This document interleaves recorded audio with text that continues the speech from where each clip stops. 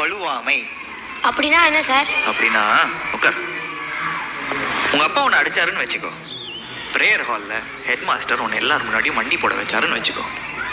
Public பிளேஸில் போலீஸ்காரங்க உன்னை பொடனிலே அடிச்சு கூட்டு போறாங்கன்னு வச்சுக்கோ. மானம் போச்சுன்னு அர்த்தம். போனாதான் என்ன சார்? உட்காருங்க சார். திருவள்ளுவர் என்ன சொல்லியிருக்காருன்னா, தலையில முடி இருக்கிற வரைக்கும் அதுக்கு எண்ணெய் போடுறோம், ஷாம்பு போடுறோம். ஏன்னா அது முடி, அது கீழே விழுந்துருச்சுன்னா மயிர் கூட்டி குப்பையில போட்டுரும். ஸோ மானம் போனா செத்துப்போன்னு சொல்றாரு திருவள்ளுவர். மயிர் நீ பின் வாழா கவரிமா அண்ணா